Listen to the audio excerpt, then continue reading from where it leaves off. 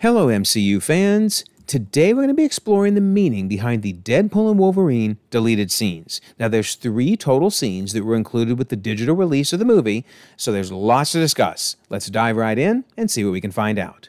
Don't forget, we have an October contest running all month long. Be a subscriber and leave a comment. You could win a book or a steelbook. Best of luck.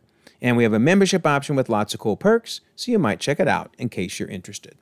All right, so again, 3 total deleted scenes: elevator ride, do nothing, and daddy's in love. That's hilarious. So they're all interesting, although the first one I think has the most greater relevance for the MCU as a whole. So let's discuss elevator ride. So the first question is, where would this have fit within the overall movie if it had been inserted in the movie? Well, remember, we had Paradox snapping his fingers and saying, "Walk with me." And then basically we saw them exiting an elevator and going on to the main floor of the TVA, where he then went into his speech about the sacred timeline. However, this scene would have been inserted right after he says, "Walk with me," and they literally would have walked out of his main office. In fact, this is a scene that we saw in the trailers, the very first trailer, but never saw in the movie. Isn't that interesting? So that's where this scene from the trailers came from.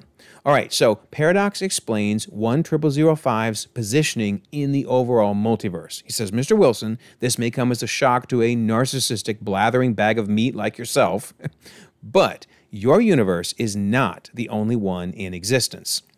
And I thought that's an interesting line, because remember, he knows that. Wade Wilson, Deadpool, knows that because he went and visited 616 to talk to Happy Hogan to try to join the Avengers. So I'm wondering if Paradox knows this happened or not, if Deadpool managed to sneak this even past the TVA. But all right, so then we still don't know what this darn mural is. What is it representing? I don't know. It kind of looks like the old school loom, so maybe it's a historical picture to remind them of the past. But either way, it never made it in the movie, so that's kind of wild.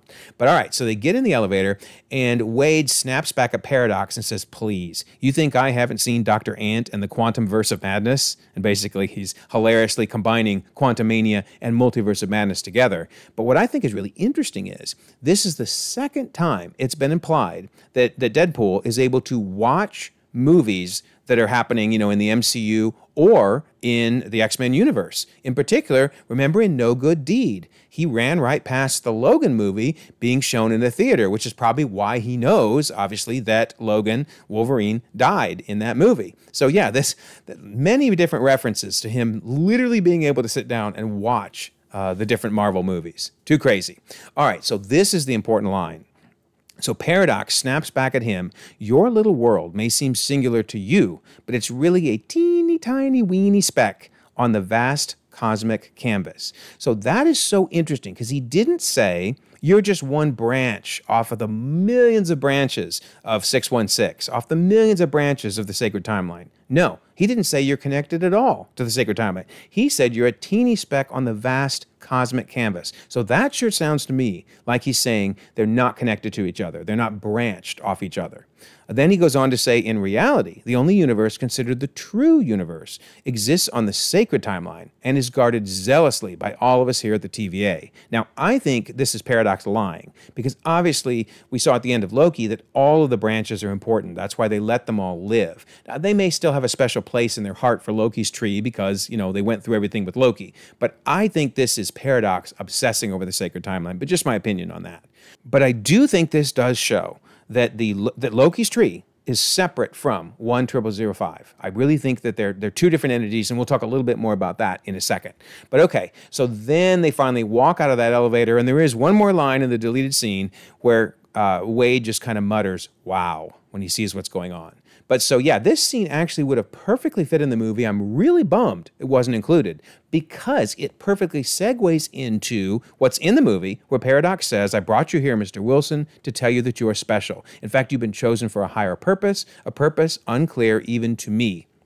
And then he says, "But one that could save the entire sacred timeline from a possible grisly fate sometime in the future, which may very well need to be avenged." So in the movie, this is the first time he's brought up the sacred timeline. But obviously, if this deleted scene were inserted, it makes a little more sense why he suddenly starts talking about it when they get out into the main hall. So very interesting.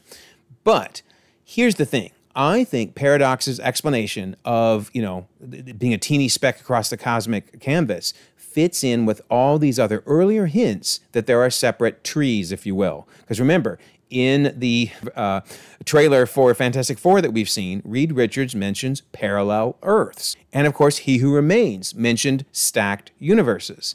And Beast mentioned parallel realities. And Kang showed incursions happening between completely separate, in fact, you could argue, stacked universes. And you got Beau DeMaio talking about not everything is necessarily connected on the same tree, and that we can view the other universes as being a neighboring tree and not a branch of the multiverse MCU tree.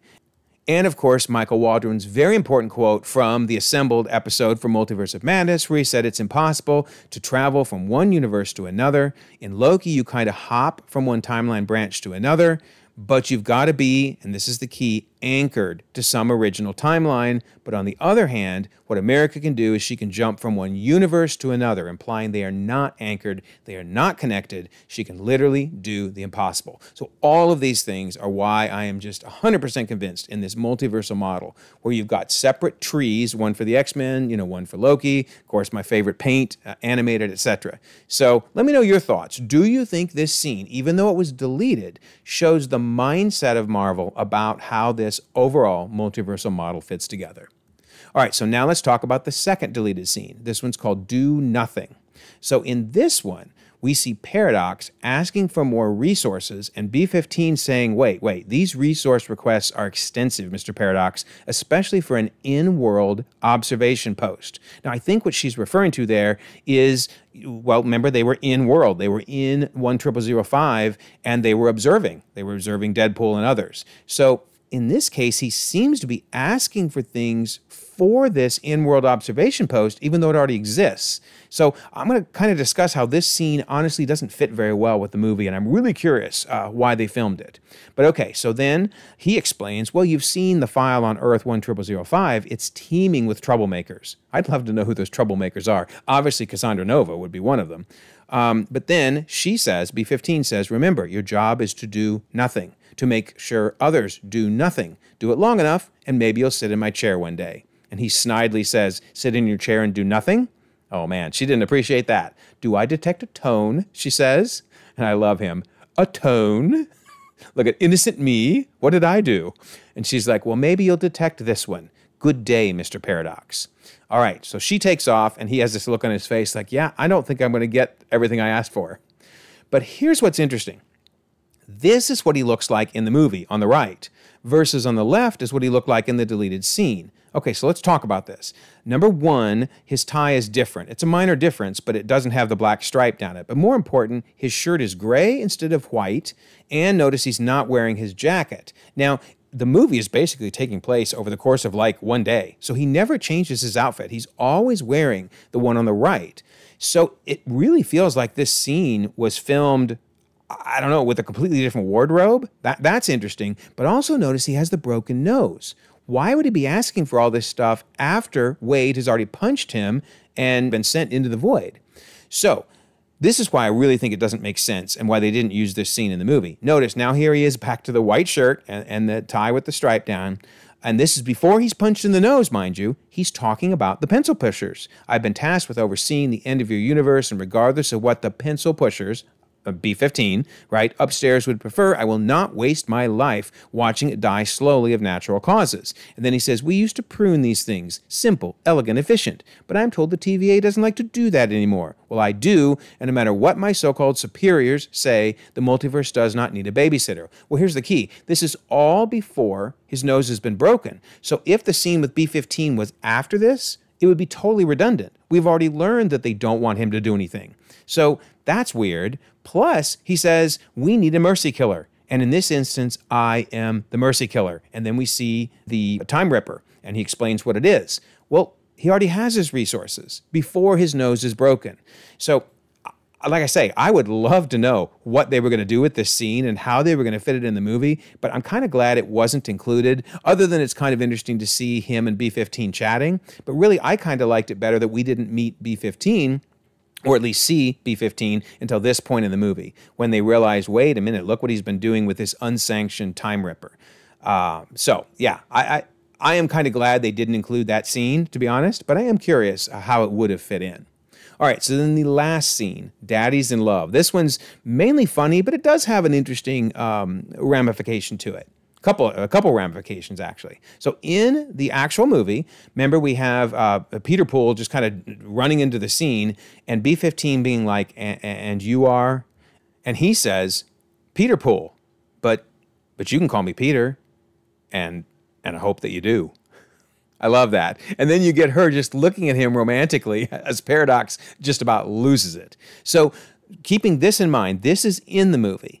The deleted scene shows us them getting together afterwards, and it seems like they had a bit of a romantic moment. All right, so one of the important lines, though, we learn is, Peter says, thank you for helping with the Laura thing, to which B-15 responds, oh, we don't speak of that. Well, obviously, they're talking about Laura, X-23, being brought into 10005. So, I mean, you kind of guessed that's where Laura came from and how she got there, but now we know for sure that that was at least the intent. Again, the scene is deleted. Don't know if it's canon, but we at least know what Marvel was thinking. So, okay, that means B-15 probably brought in Dogpool as well. But we're going to see there's maybe a few more Deadpool variants that got brought to 10005. All right, so then they lean in for a kiss. Aw, so sweet. And then B-15 punches up the TemPad, and you can see the door opening behind her. But look how happy she is. That is so cool. They are an item. So then Peter now heads home and tells the boys, that's important, his good news. He says, boys, Daddy's in love. And who does he tell this to? 2 more Deadpool variants. So they're sitting on the couch, are Kidpool and Headpool. But the interesting thing is, he calls them boys. Well, ironically, Kidpool is played by Inez Reynolds, Ryan Reynolds' daughter. So that's kind of funny, but it's okay. I mean, it doesn't matter whether it's a girl playing it. It is a Deadpool variant, so it makes sense it would be male, I guess. But okay, what do you think about this? I mean, deleted scenes, in my opinion, aren't canon unless Marvel comes out and specifically says, yes, that scene actually happened. So we don't know whether this happened, but let's think about it for a while. Does this mean they were intending to bring in Headpool and Kidpool? In fact, did they bring in a ton of the Deadpool core? Or maybe was it just Dogpool, Headpool, and Kidpool? Let me know your thoughts, because, I mean, we're going to find out whenever they appear again whether or not we get an entire Deadpool core. But very, very interesting ramifications from this deleted scene. So there you go. Those are the deleted scenes. You can obviously check out the digital, get a digital copy of Deadpool and Wolverine right now, or you can wait and it will show up on Disney Plus by the end of the month. And when that does happen, I'll be talking about the timeline, and I'll be releasing a full multiversal timeline. I think you'll really enjoy it. But let me know your thoughts about these deleted scenes. What did you think about the ramifications? And do you think this is more solid proof that there are multiple trees across the multiverse? All right, don't forget, October contest. Be a subscriber, leave a comment, win a book or a steelbook, and there's that membership option in case you're interested in that. Also, I love to bring up the Discord. Here we are talking, well, about those deleted scenes. Tony Stark 7 is talking about the elevator scene in particular, because it's such an important scene. So we would love to have you join us on Discord. Over 1,700 members across the globe, conversations 24/7. And so I will leave a pinned comment so that you can join. Also, if you don't mind, like this video, subscribe if you haven't already. You can check out more content, and we'll all continue to enjoy the ever-growing, the ever-changing Marvel Cinematic Universe.